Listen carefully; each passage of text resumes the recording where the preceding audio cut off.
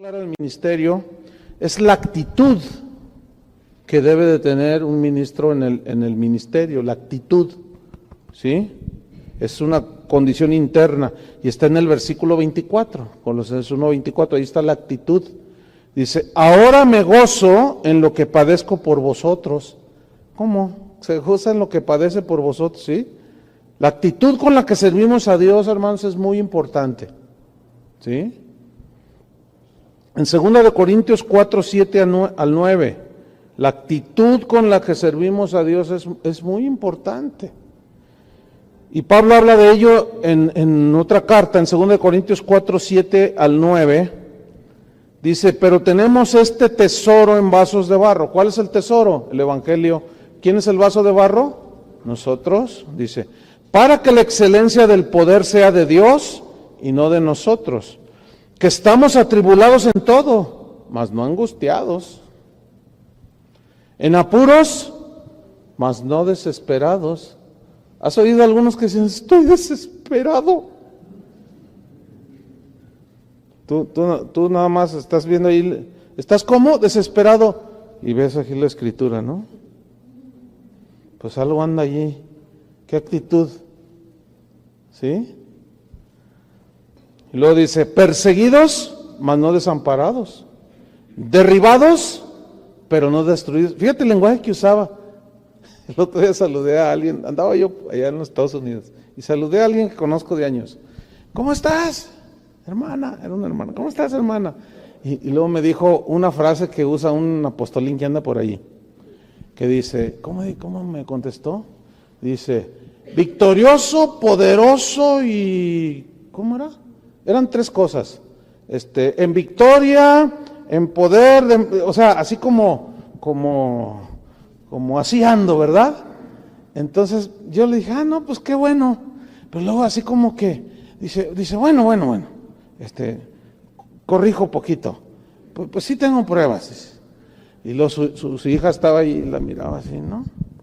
Porque nada más por la confesión creen que ya son poderosos y victoriosos. ¿Qué dice Pablo ahí? Fíjate lo que dice, derribados, pero no destruidos.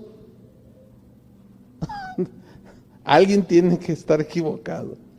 Versículo 10, como entristecidos, mas siempre ¿qué? Gozosos. Como pobres, mas enriqueciendo a muchos. Como no teniendo nada, así vivía, mas poseyéndolo todo. Nada que ver, ¿no? Entonces Pablo jamás perdió el gozo, aún estando en la cárcel.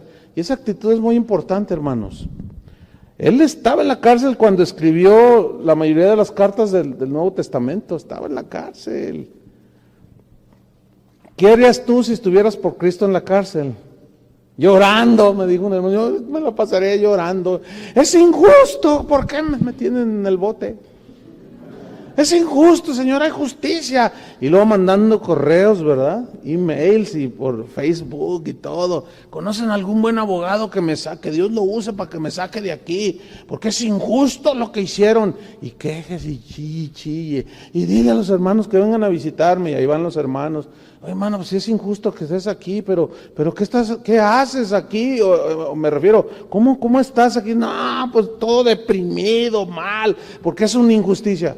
Pablo estaba injustamente en la cárcel, pero su actitud era bien diferente. Fíjate lo que escribió, lo que dijo en Hechos 16:25, cuando estaba en la cárcel, cómo reaccionó. Pero a medianoche, orando Pablo y Silas, estaban en el calabozo de más adentro, estaban con grillos en las manos, en los pies, estaban ahí. Y dice, pero a medianoche, orando Pablo y Silas, ¿qué hacían? Cantaban himnos a Dios y los presos los oían. Qué tremendo ese apóstol, ¿no? Por eso él hablaba del poder que actúa en nosotros y en mí, dice, bien tremendo. Pero ¿en base a qué? A que su llamamiento era de Dios. Sabía que él tenía que tener una buena actitud. Jamás perdió la certeza de que Dios tenía su vida bajo control. ¿Por qué? Porque conocía las verdades de Dios. ¿Sí? Y pasara lo que pasara, él estaba ahí. ¿Se acuerdan que leíamos que Pablo, hubo un momento en que se quedó solo? Dice, en mi defensa todos me abandonaron, me quedé yo solo. Dice, pero Dios estaba conmigo. Ahí está. Y muchos cuando están en una tribulación, dicen, ¿a dónde estás, Señor? No te veo. Ahí está. Pero como necesitas la fe en operación. Entonces Pablo nunca perdió la certeza de que Dios tenía su vida bajo control. Romanos 8:28. Por eso él fue el que escribió, sabemos que los que aman a Dios, ¿qué? Todas las cosas les ayudan a bien. Esto es, a los que conforme a su propósito son llamados. Ahora, tú dices, no, pues qué tremenda escritura, pero vamos a leer Filipenses 1:12 para que vean que él sí creía lo que decía. Sabemos que a los que aman a Dios, todas las cosas ayudan para bien. Dios tiene un propósito, que me llamó para ser predicador, y si estoy en la cárcel, algo tiene Dios. Mira, Filipenses 1:12 y 13. Aquí estaba en prisión, Dice, quiero que sepáis, hermanos, que las cosas que me han sucedido han redundado más bien para el progreso del Evangelio. Ahí está, ¿ven? De tal manera que mis prisiones se han hecho patentes en Cristo en todo el pretorio y a todos los demás. O sea, todos saben que estoy en la cárcel, pero estoy en la cárcel, y más adelante escribió, estoy en la cárcel, estoy preso, pero la palabra de Dios no está presa. Fíjate, Dios lo encerró y ahí solo, aislado, tenía que estar tranquilo, ¿no? Para recibir la revelación. Filipenses, las cartas a Timoteo, ¿sí? Tesalonicenses me parece también por allí. Entonces, ¿cómo se concibe aquellos, o qué pasa con aquellos que es muy común escuchar que quieren tirar la toalla? ¿Sí entienden esta expresión, no? Es tomada de los boxeadores. Cuando ya el otro lo tiene todo vapuleado, ¿sí? Y ya lo tiene así, el otro ya no se cubre, pero ya no puede. Y el otro, entonces dicen por acá, tira la toalla. Entonces sale volando una toalla. ¿Se han visto? Bueno, los que ven el box, sale volando una toalla. Entonces el referee ya para la pelea. Tirar la toalla significa ya, hasta aquí. Entonces, ¿qué onda con los que Dios llamó? Se supone que si Dios llama a uno, a cualquiera le da la gracia, ¿no? Y le da una visión, le da la gracia, le da la fuerza, pero ¿qué pasa con aquellos que quieren tirar la toalla? Algo pasa, ¿sí? En las convenciones pastorales es bien común, es clásico, es clásico hacer llamados para todos aquellos pastores que están a punto de tirar la toalla, que ya no aguantan esto y lo otro. A ver, pásenle, hermanos, ahorita Dios, vamos a orar. Los va a levantar y pasan casi todos. O un porcentaje numeroso de los asistentes.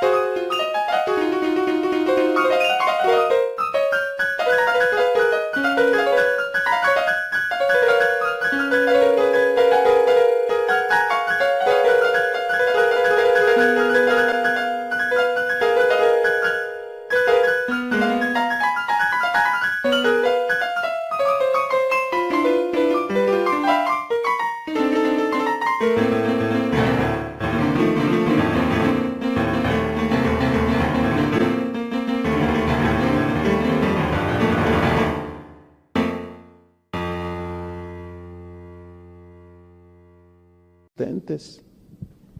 Entonces una vez estábamos en una convención en Dallas, Texas. Habría unos 1,500 pastores. Entonces el mensaje había estado muy bueno de un predicador, pero al final él lo aplicó así y dijo, bueno, yo puedo sentir por mi espíritu que hay algunos que quieren tirar la toalla, pero ahora Dios los va a fortalecer. Yo pienso que el enfoque está mal. Les voy a explicar por qué. Porque muchos de ellos ya no aguantan quién tirar la toalla y empiezan, es que la iglesia que tengo, o sea, no aguantan las presiones del ministerio y ahí hay que hacerse preguntas muy fuertes. Bueno, ¿eres llamado? ¿Sí? Porque si eres llamado tienes que aguantar allí y no en tus fuerzas, sino en la fuerza de Dios.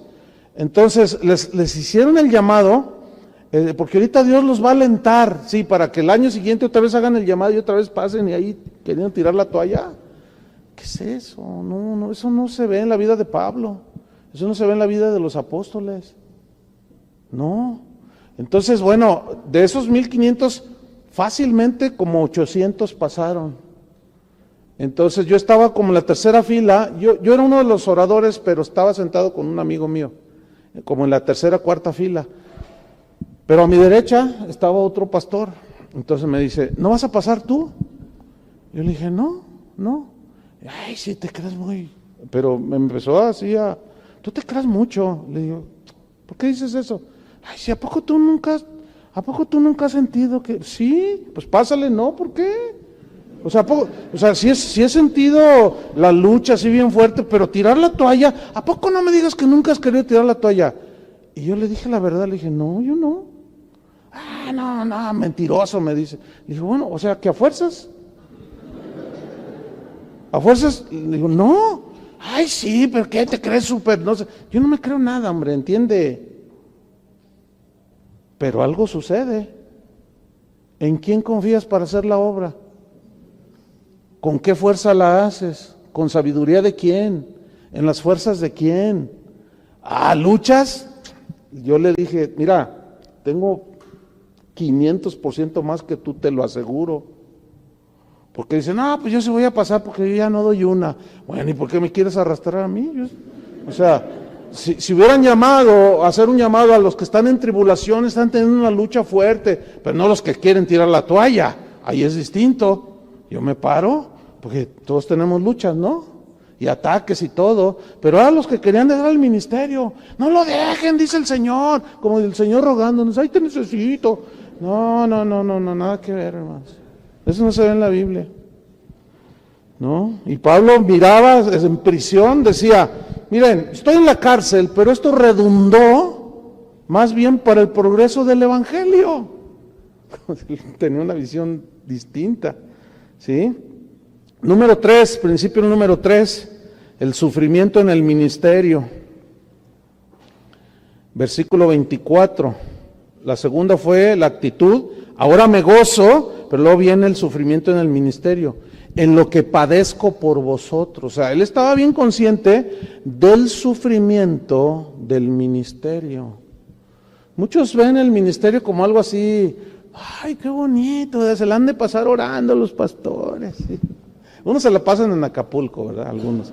Pero no es así, hermanos. Hay de todo tipo. Pablo hablaba temores de fuera, temores de dentro, peligros de ladrones, peligros entre falsos hermanos, peligros de los judíos, peligros de los de mi nación, naufragio, o sea, de todo. Si yo les contara, pero aunque ya no sería el evangelio, sí, pero olvídense, ¿sí? Nada que ver, hay un padecer por causa de Cristo. A mí me han agredido físicamente por predicar el evangelio. ¿Sí? Entonces, fíjate lo que dice Pablo en 2 Corintios 11:23. 2 Corintios 11:23. Aquí lo dice, son ministros de Cristo, refiriéndose a falsos apóstoles que lo acusaban a Pablo. Dice, son ministros de Cristo, o sea, refiriéndose a esos falsos, como si estuviera loco hablo, Pues yo más, decía Pablo, en trabajos más abundante, en azotes sin número, en cárceles más, en peligros de muerte muchas veces, De los judíos 5 veces he recibido 40 azotes menos uno, porque la ley decía 39. 3 veces he sido azotado con varas, 1 vez apedreado. 3 veces he padecido naufragio, 1 noche y 1 día he estado como náufrago en alta mar. En caminos muchas veces, en peligros de ríos, en peligros de ladrones, peligros de los de mi nación, peligros de los gentiles, peligros en la ciudad, peligros en el desierto, peligros en el mar, peligros entre falsos hermanos, en trabajo y fatiga, en muchos desvelos, hambre y sed, en muchos ayunos, en frío y en desnudez. ¿Y de qué hablan hoy los apóstoles modernos? Somos dignos de la mejor casa del barrio. Nada que ver. Y luego si tienen una tribulación, no reprenda al diablo, no acepte eso. Usted tiene autoridad. Te enseñan puras tonterías. No conocen a Dios. Porque a la luz de esos parámetros de los apóstoles de hoy, Pablo era un fracasado. ¿No es cierto? Ese no tiene fe, mira, hasta los de su nación. Yo tengo autoridad y yo establezco. Y yo gobierno mis circunstancias. Cálmate, Diosito. Nada que ver. Ahora, hay una frase interesante en el versículo 24. Dice, ahora me gozo en lo que padezco por vosotros y cumplo en mi carne lo que falta de las aflicciones de Cristo por su cuerpo, que es la iglesia. Pregunta, ¿esa última frase significa que el sacrificio de Cristo fue insuficiente? No, es obvio que no, porque en la misma carta él habla de un Cristo suficiente, que estamos completos. Entonces, ¿a qué se refiere esa frase? Significa que todo ministro fiel que predica el Evangelio sufrirá persecución y rechazo y calumnias, ¿sí? Entonces, la iglesia es el cuerpo de Cristo, ¿no es cierto? La iglesia es su cuerpo en el cual Cristo vive, o sea, Cristo vive en nosotros. Y por lo tanto, esto es lo que significa, Pablo decía, yo sufro cuando sufren sus hijos, los hijos de Dios, no para completar el sacrificio de Cristo. El problema es la traducción, ¿no? Versículo 12. No, es otra escritura. Segunda Timoteo 3:12, hablando precisamente de este punto del sufrimiento en el ministerio. Dice en 2 Timoteo 3:12, y también todos los que quieren vivir piadosamente en Cristo Jesús, ¿qué? Padecerán, ¿qué? Persecución. La persecución se presenta de diferentes maneras, diferentes colores y sabores. La persecución puede ser física, así de que quieran golpearte o asesinarte, pero puede haber una persecución verbal, ataques verbales, así sin piedad, que te dan con todo, te quieren desprestigiar, mienten acerca de ti, inventan, sacan del contexto cosas que tú dices.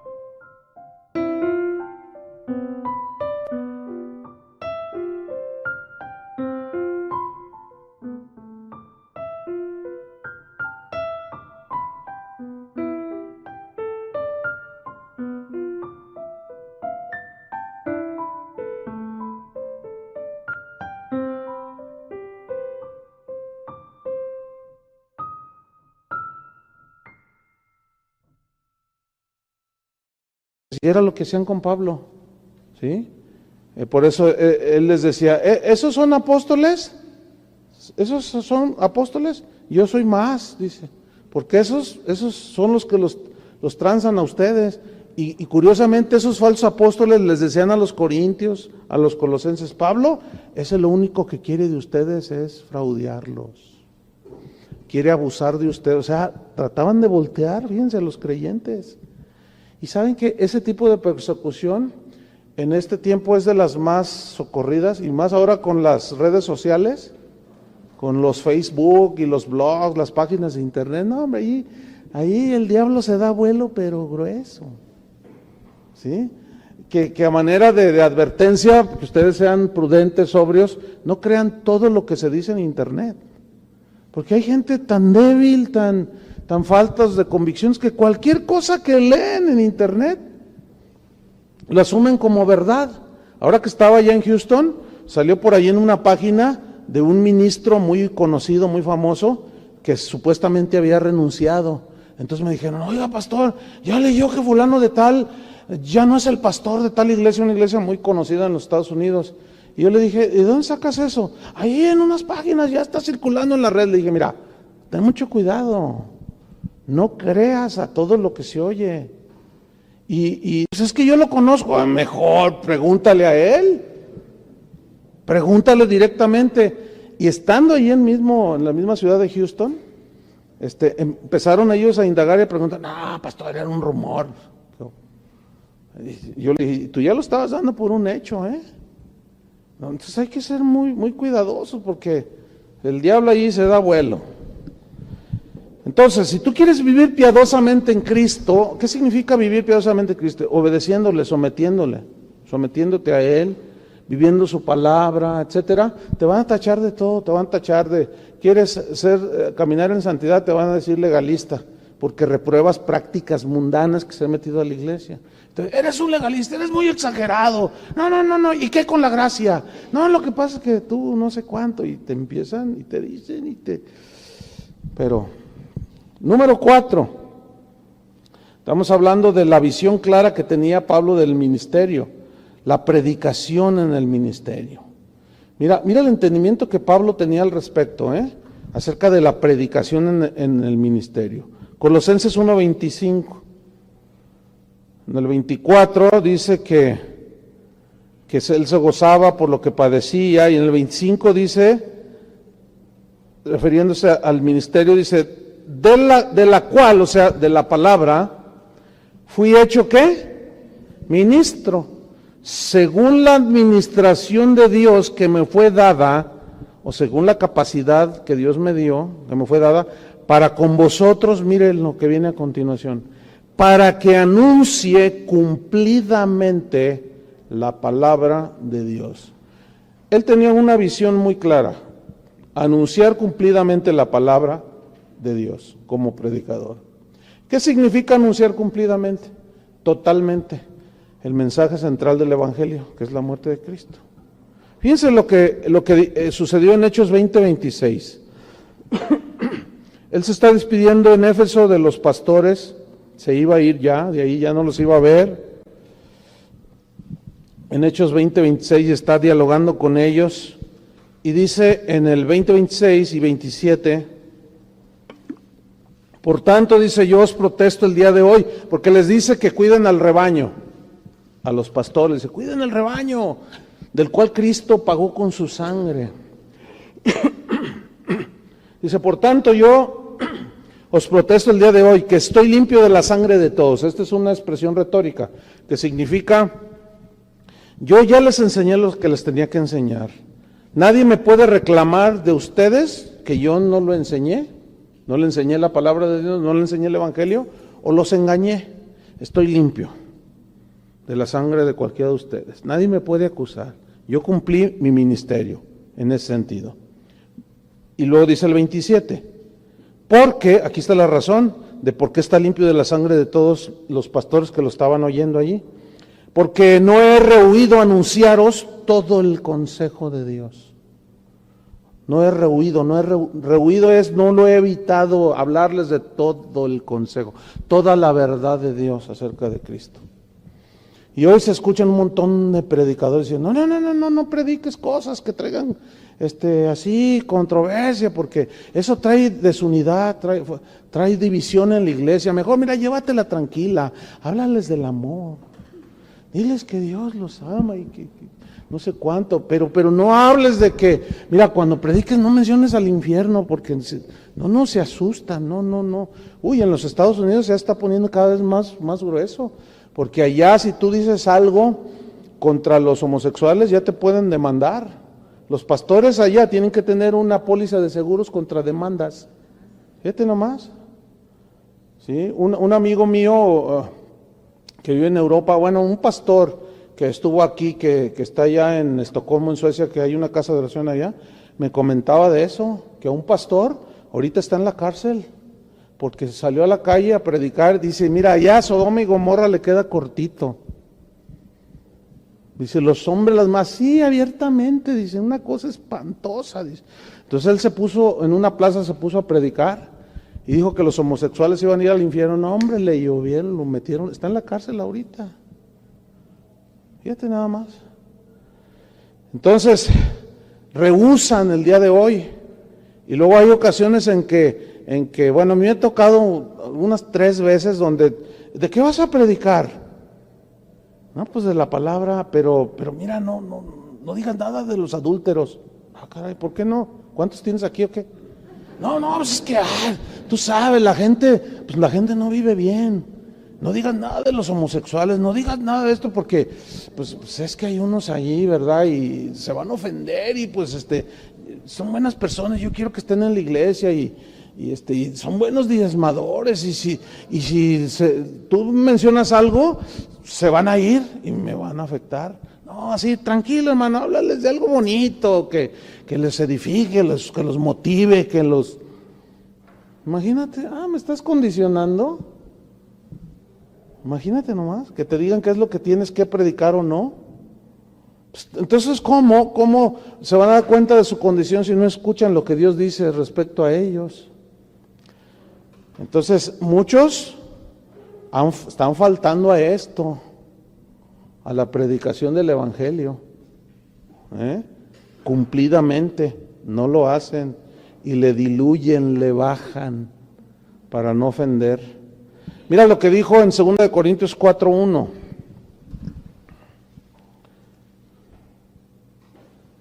2 Corintios 4:1, hablando precisamente de la predicación, dice, por lo cual, teniendo nosotros este ministerio según la misericordia que hemos recibido, no desmayamos. O sea, de ser ministros fieles, predicar el evangelio, no desmayamos. Versículo 2, antes bien, dice, renunciamos a lo oculto y vergonzoso, no andando con astucia. Aquí astucia significa trucos en el griego. No andando con trucos, dice, ni adulterando la palabra de Dios, sino por la manifestación de la verdad. ¿Ven? Y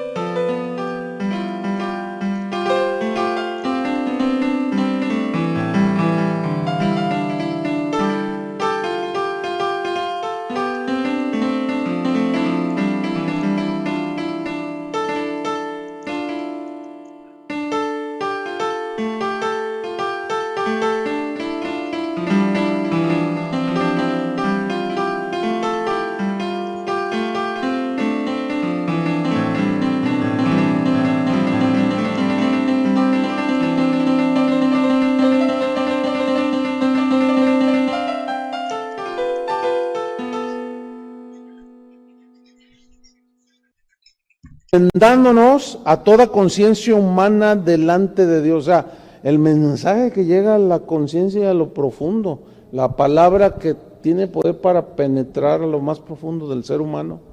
Entonces Pablo entendía que debía de predicar cumplidamente todo el evangelio, ¿sí? Sin diluir las verdades esenciales del evangelio. Número 5 de su visión del ministerio es que el tema de su predicación era Cristo. Él sabía perfectamente, no había dudas. Colosenses 1, 26 y 27.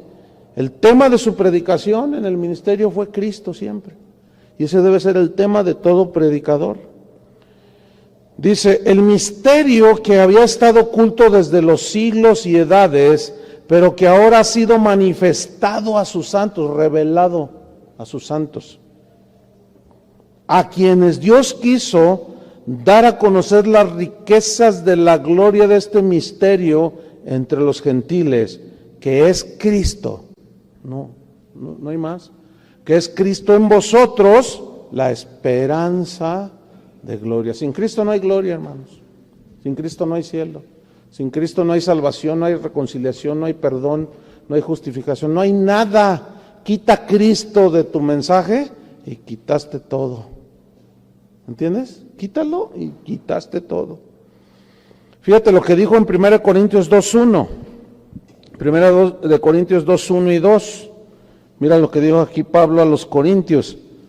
Les dijo un montón de cosas, pero mira estos textos. 1 Corintios 2:1 y 2. Dice así: así que, hermanos, cuando fui a vosotros para anunciaros el testimonio de Dios, el testimonio de Dios es la palabra, ¿no?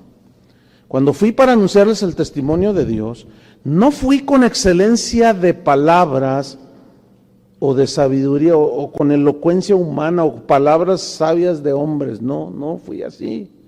Pues me propuse, fíjate, aquí está, no saber entre vosotros cosa alguna, sino a Jesucristo y a este crucificado. Yo no quiero hablar de otra cosa, más que de las virtudes de Jesús.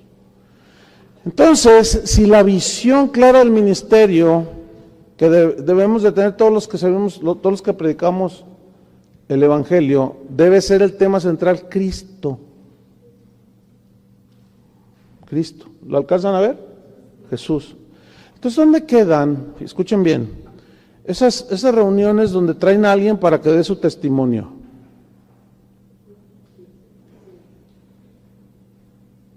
Y aquí es donde está la confusión. ¿Por qué? Porque dicen, no, pero es lo que Cristo hizo. Pero analicen todo lo que dicen. O sea, no están predicando a Cristo, están predicando su experiencia personal. Y se la pasan una hora hablando de lo que les pasó. Y de cómo era, yo era el hombre más malo de la del Fresno. Y luego algunos que lo conocen me dicen, sí, amén, dicen por allá. No, yo fui el primer Z del Fresno. Es más, miren, yo llegué a las profundidades de la maldad y del pecado. Yo maté a mi abuelita. Y todos, entonces mientras más tremendo sea el impacto, mientras más tremendo, según eso, entre comillas, sea el testimonio, los pastores piensan que eso va a atraer más a la gente a Cristo. Lo que atrae a la gente a Cristo es el mensaje de Cristo, la obra de Cristo.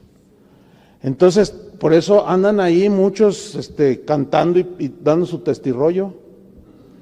Entonces, no, si yo era el más malo, yo la maté, hasta salió en el Informador y en el mural de Guadalajara.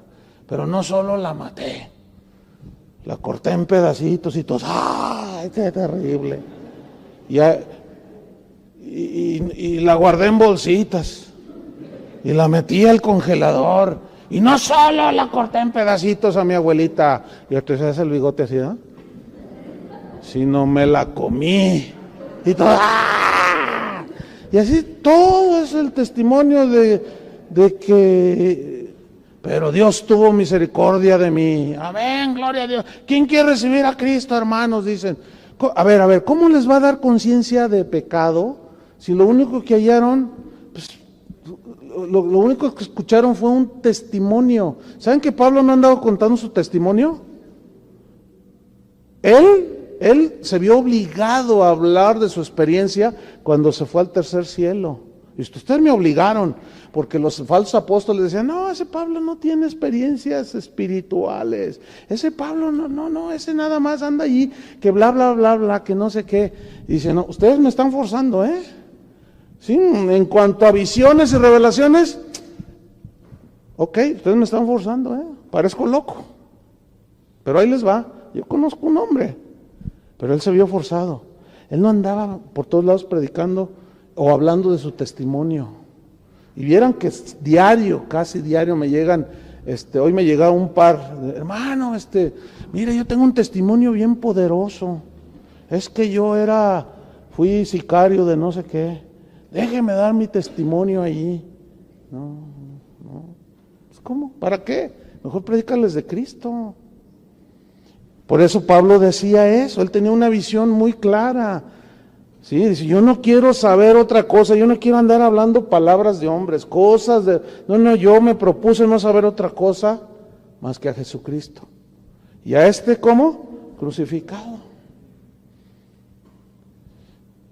En la predicación del Evangelio puedes ilustrar, que es diferente. ¿Sí? Puedes ilustrar con ilustraciones personales. Cuando tú estás predicando, estás hablando de la gracia de Dios, como decía Pablo, la gracia de Dios actúa en mí poderosamente. Tú puedes estar hablando de Jesús e ilustrar con alguna experiencia tuya, pero eso es distinto. ¿Por qué? Porque está la palabra encima, ¿sí? de una experiencia personal, que las experiencias personales son subjetivas. La verdad de Dios es objetiva. Eso es lo que la gente necesita oír. El Evangelio, no tu experiencia. Si tú te fijas, los seres humanos, nosotros, o los creyentes, somos muy dados a tratar como de repetir las experiencias personales. Pero si tú observas bien el Evangelio, la palabra de Dios, te das cuenta que Dios nunca repitió ni una sanidad, ni una liberación, ni una conquista de la misma manera. No hay dos casos iguales. ¿Cuántas veces se pasó el Mar Rojo? Una. ¿Cuántas veces se dieron 7 vueltas alrededor de una ciudad y cayeron al grito? ¿Cuántas? Una. No hay una sola cosa repetida. Isaías tuvo una visión de Dios y vio su condición. Ezequiel fue diferente. Él vio 7 ojos y hasta en unos seres angelicales y hasta llantas, dice que tenían rueditas y se trasladaban así. Totalmente distinto. ¿Sí? ¿Por qué? Porque Dios, pero el mensaje de ellos no era su experiencia personal, ¿entienden eso? Yo he tenido experiencias personales, pero como entiendo, pues puedo ilustrar eventualmente, pero no como el tema central. Pero yo he visto...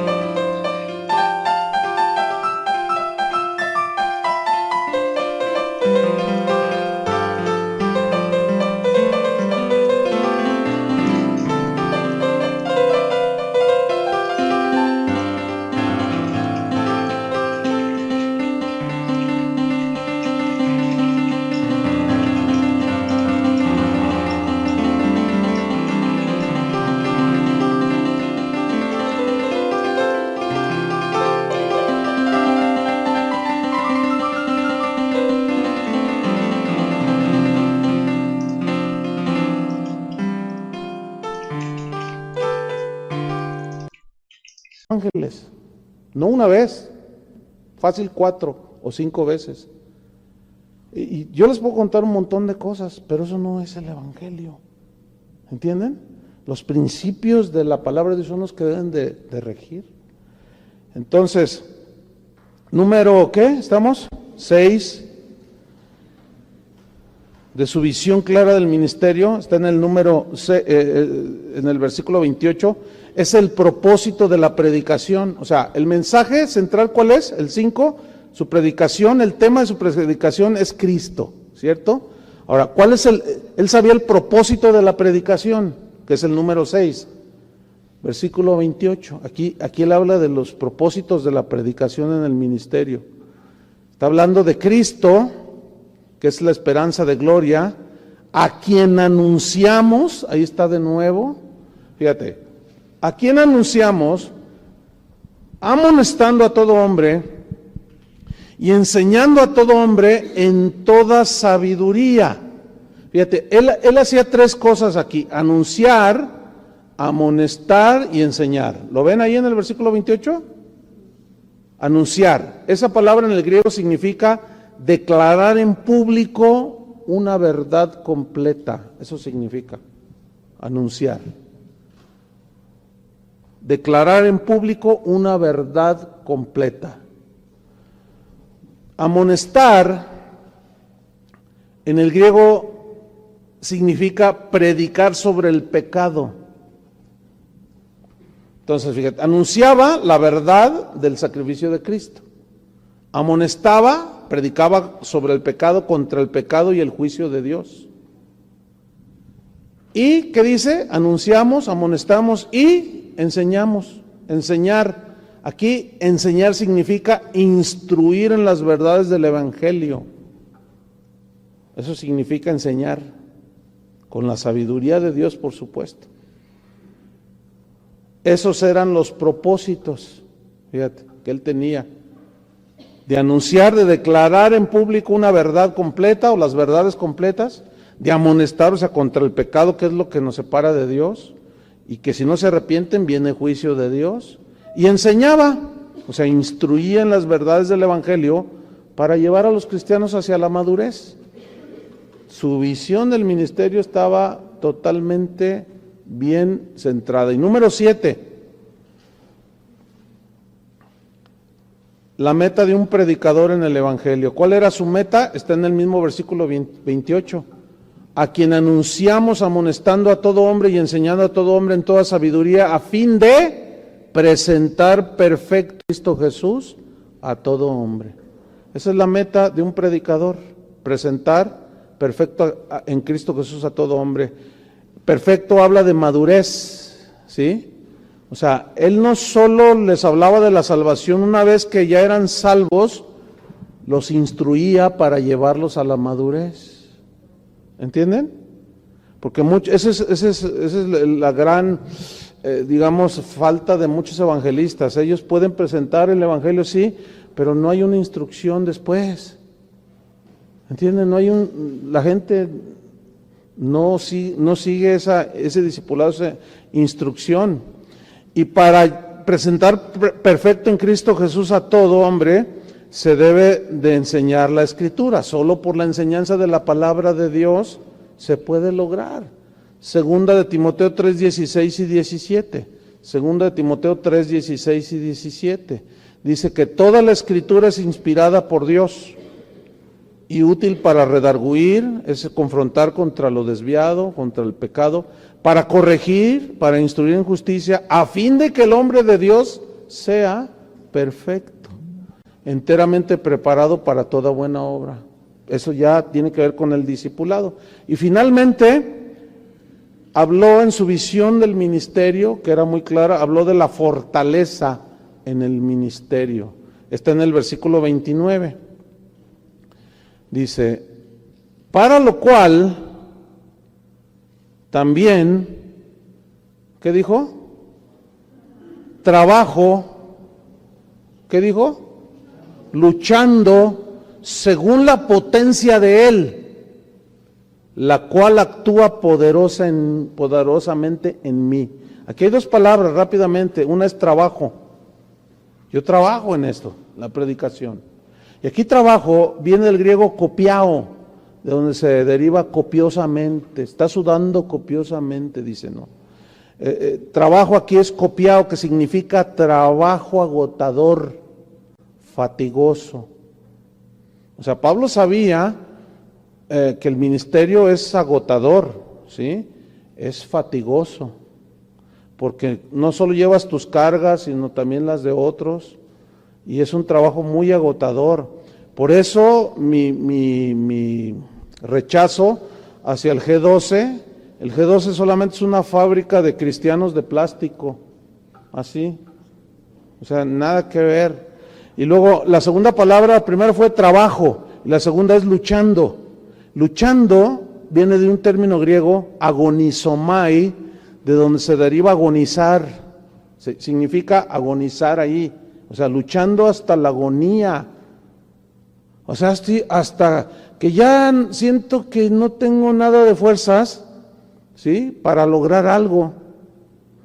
Pero, fíjense, el verdadero éxito en el ministerio viene trabajando fatigosamente, con esfuerzo máximo, pero no en nuestras fuerzas. O sea, se cansa uno porque somos humanos, pero como la carga es más espiritual que física, la lucha en realidad es de fortaleza y de fuerza espiritual. Pero esa fuerza no es en las fuerzas nuestras, sino en las de Dios, en la de Dios, porque Él lo dice al final del versículo, según la potencia de Él. O sea, yo trabajo, lucho, según la potencia de Él. Y luego mira lo que dice, la cual actúa poderosamente en mí. Oye, ¿de dónde sacaba tanta fuerza? A veces me preguntan, ¿y cómo le haces? Hay pastores que me preguntan, ¿y cómo le haces para pastorear y la gente, tanta gente? Le digo, la gracia de Dios, o sea, es la fuerza de Dios. No, pero ¿cómo le haces? Pues con la fuerza de Dios. ¿Pero cómo? Con la fuerza de Dios. ¿Pero cómo? Pues eso es algo que tú tienes que aprender. Con la gracia de Dios, con la visión de Dios, con la confianza en Dios. A eso se refería Pablo cuando le dijo a Timoteo, esfuérzate en la gracia.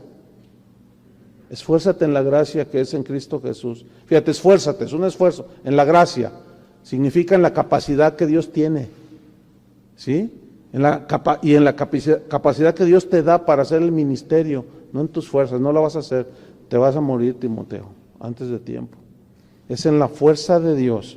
Por eso Pablo decía, yo sembré, Apolo regó, pero el crecimiento lo da el Señor. Él lo sabía perfectamente. Y escriban, para terminar, 1 Corintios 15:10. 1 Corintios 15:10 dijo, pero por la gracia de Dios soy lo que soy, y su gracia no ha sido en vano para conmigo.